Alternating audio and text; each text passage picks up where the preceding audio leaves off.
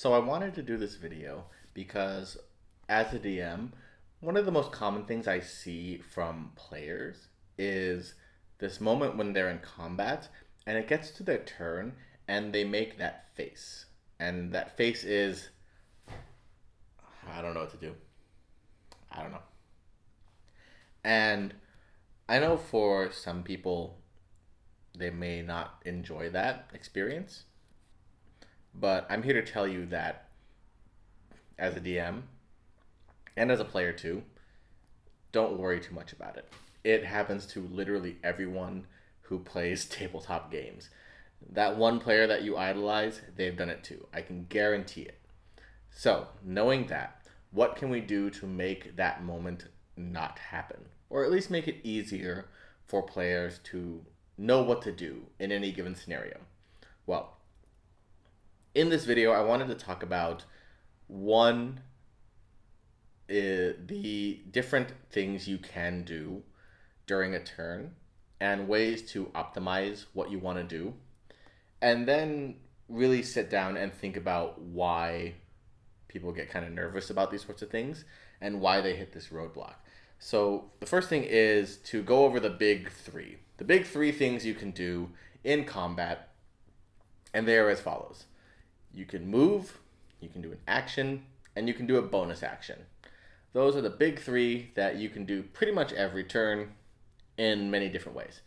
So the movement one is pretty straightforward, but there's some little nuances to it. The actions are probably the most varied and widest array of things that you can do. And I think that becomes really daunting to players. And I want to try and simplify that, but at the same time, introduce some actions that are a little more specific than just swinging a sword or throwing a fireball.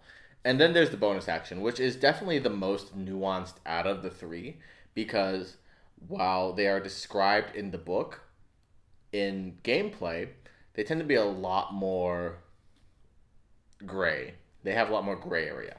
So let's go over the movement first, because that's the fastest to get over. And the big thing I want you to know for movement is that you don't have to go your full movement all at once. So what does that mean? So normally, your speed is determined by your race. And more often than not, you can travel 30 feet.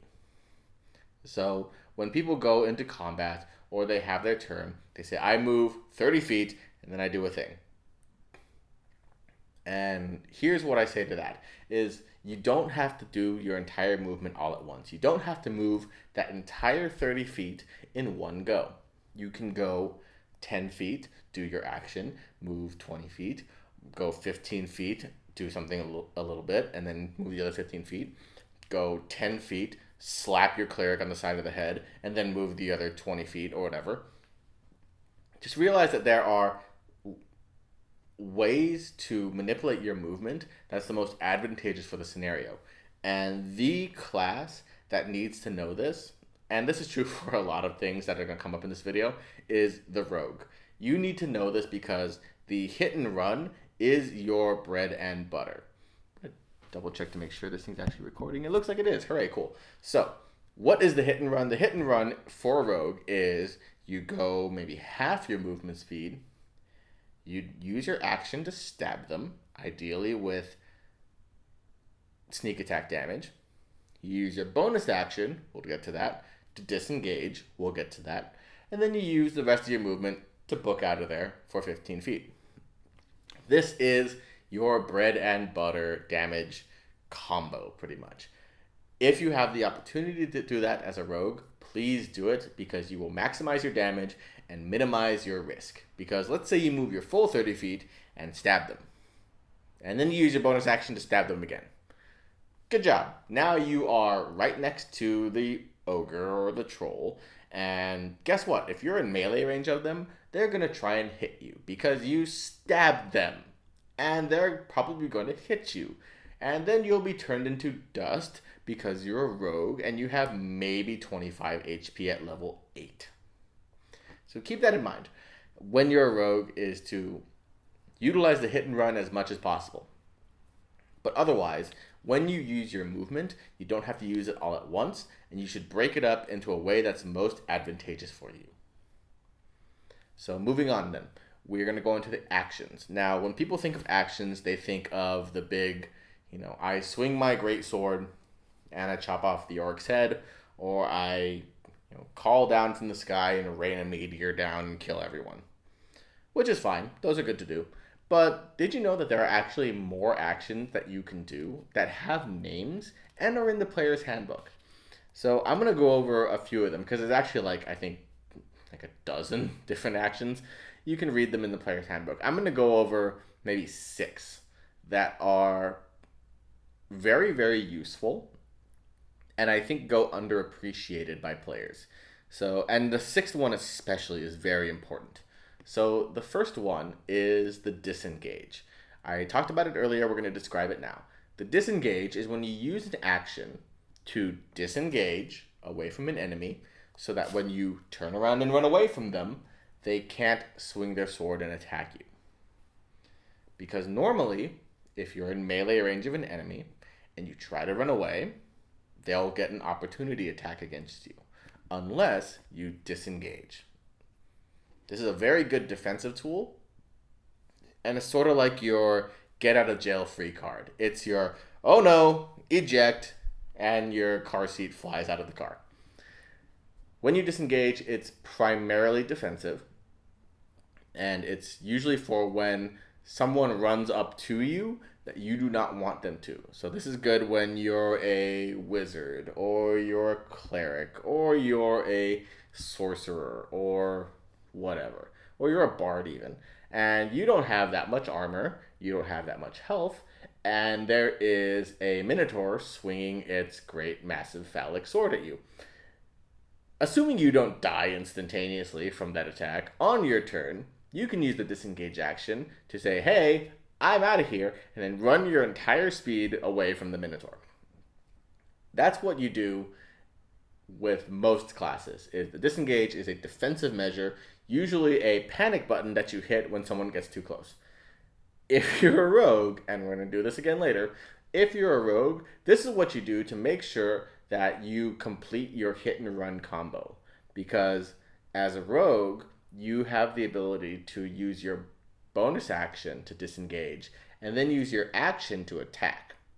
This is very important because, again, you don't want to actually be in melee range of an enemy because their odds of hitting you are relatively high, and when they do, their odds of doing a lot of damage to you is very, very high. So for the rogue, again, your bread and butter, movement, attack, disengage, movement, hit and run. Moving on, the dash action is very important for just catching up, really, or running very, very far away. So what you do with a dash action is you use your action to move your movement speed again. So let's say your movement speed is 30 feet. You run 30 feet, you use a dash action, you move another 30 feet, and you're 60 feet away. This is important partly for defense and partly for offense because you as a melee fighter really want to get into melee range. So you'll do whatever it takes to get there, including dashing if necessary. And if you're being chased by something, you want to be able to dash away from it. And if you are chasing something, you want to dash toward it.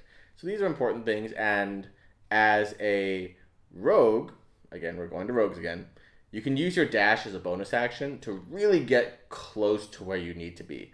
This is mostly important if you either can get away with the rest of your movement and not provoke an opportunity attack, or you're pretty sure you're going to get the killing blow. Because if you use your dash as a bonus action, you can't disengage as a bonus action, so you're stuck there. Keep that in mind. So dashes are good for getting into the skirmish, and out of it. Next one is the dodge action. And this is so important for situations where you cannot disengage. So when does that happen? That usually happens when you are in a place where you can't move that far away. So let's say you're in a hallway, or a cave, or a tunnel, or a room even that's locked from all over the place.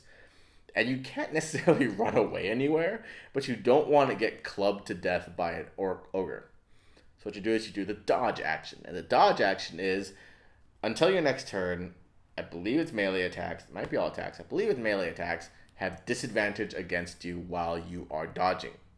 This is pretty good because you really don't want to get hit if you're, say, a wizard and you are in a tunnel and you're being chased by goblins and you don't want them to stab at your ankles until you're dead. So use a dodge mechanic when you can't disengage and you can't run away. Keep in mind. Moving on, there's the help action. The help action is very good because you want to be helpful.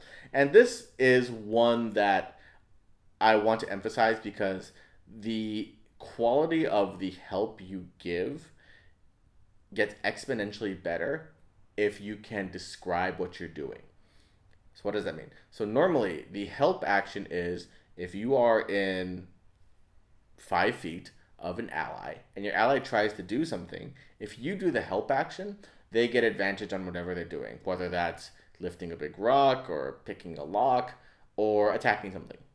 So the help action is very important like that. But the way to add a lot of spice to it is to be descriptive. So let's say you're doing it from a combat perspective and you are the bard. Oh no, let's see. You're the... What's in melee range that you really shouldn't be? Let's say you're the cleric, right?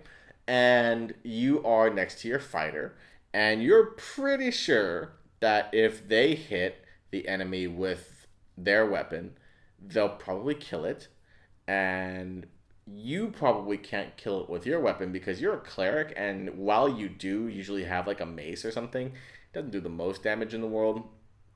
Meanwhile, Dave the Barbarian here has a +3 flaming halberd, so they're probably going to do more damage if they hit. So you say, instead of saying, I help Dave, and the DM goes, okay, Dave, you have advantage on your attack.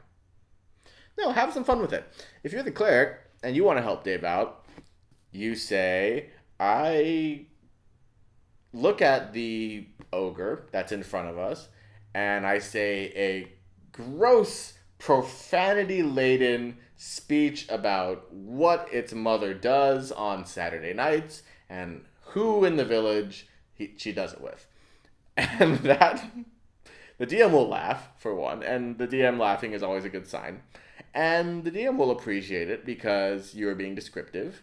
And the players will appreciate it because it's a good story. And your barbarian, Dave, will be very, very glad that you helped him, cleave this ogre's head off with a flaming +3 halberd or whatever. So, the help action, while very important, is also a good lesson in being descriptive with what you're doing. And that's something we'll get into toward the end of this. Now there's the third of the, let's say, the rogue trio of actions. And I say that as every character can use this action, but rogues benefit the most from this. And that's the hide action. So the hide action is a defensive action where you have the ability to sneak away, usually behind something, and not be seen by the enemy.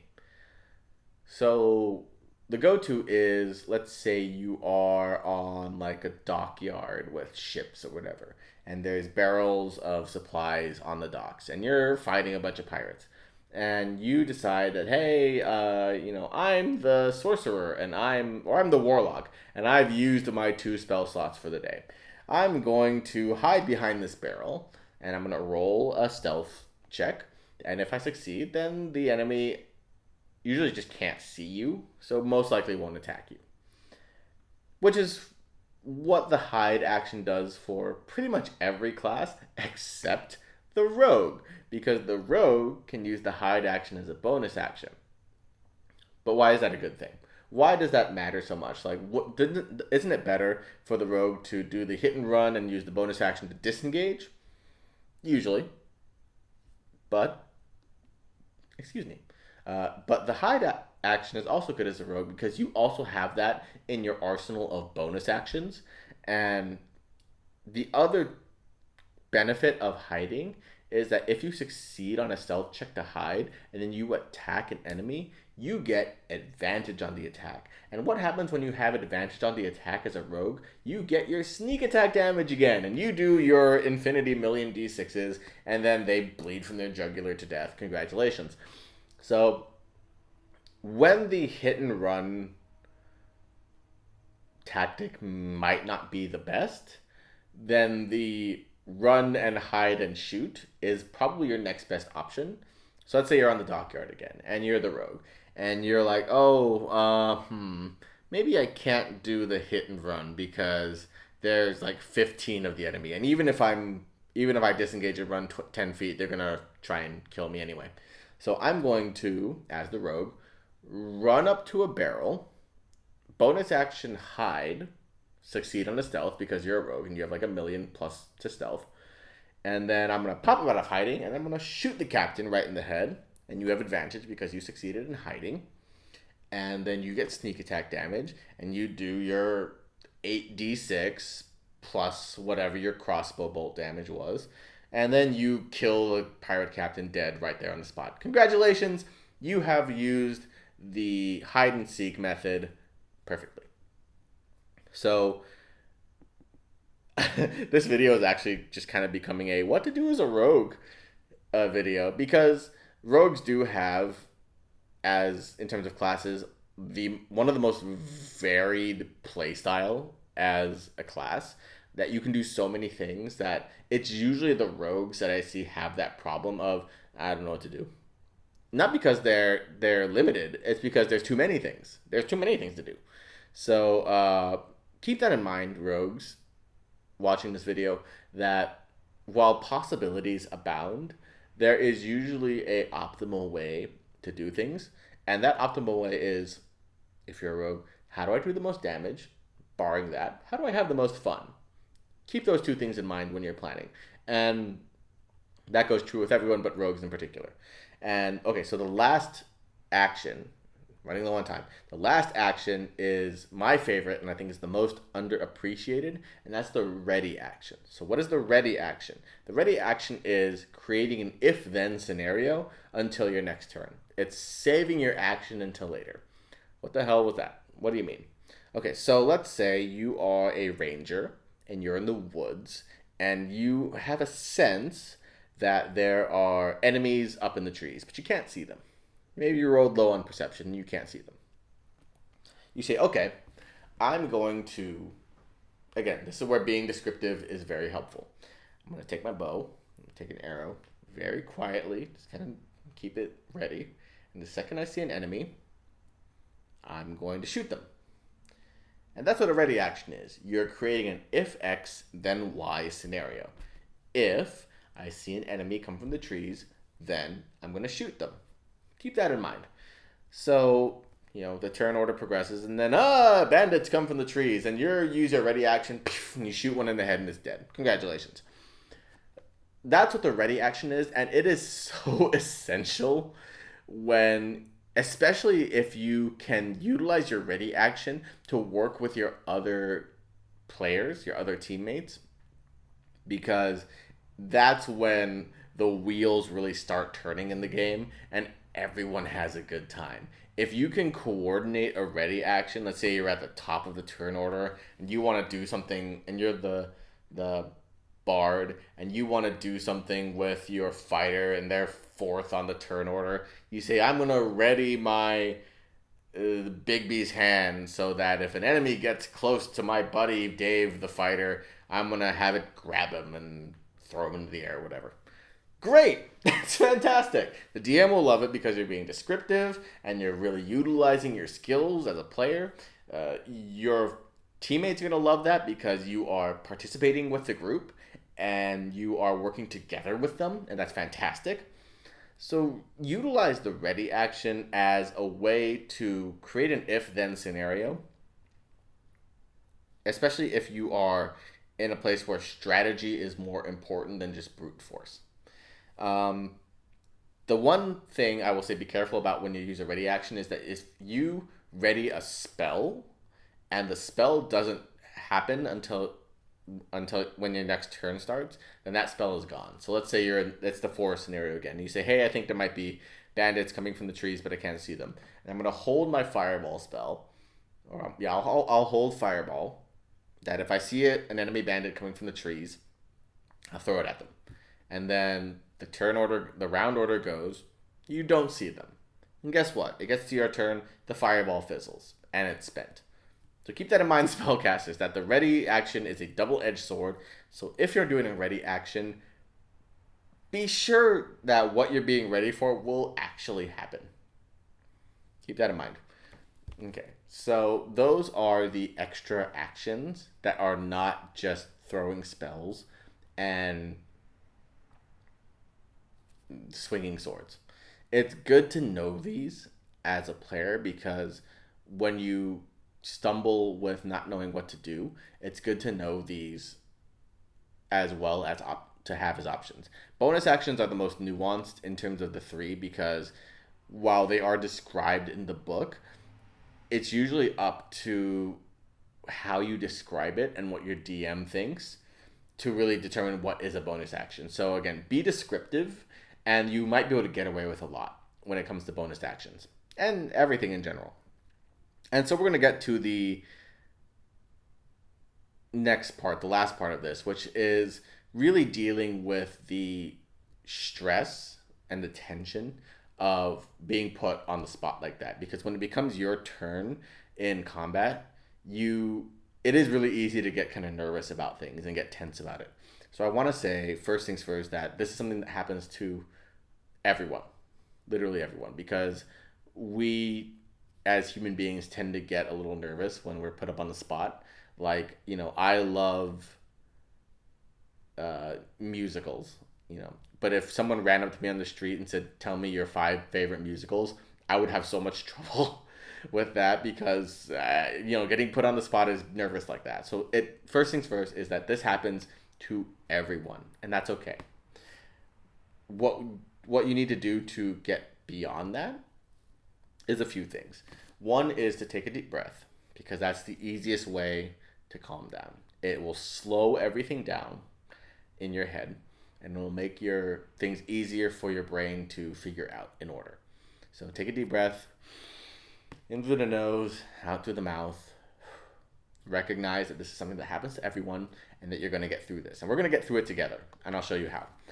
One way is to have the knowledge and the little extra info tidbits that I gave on hand and in your head. So maybe it's not like, oh, do I attack? Do I throw magic? Do I run away? Oh, I can't attack, so I can't do anything. No, you have these other things that I told you. You can disengage. You can dash. You can dodge. You can help. You can hide. You can ready a spell. You can ready attack. Keep that in mind. That there are many more options to you than just swinging your sword, firing your bow, casting a spell.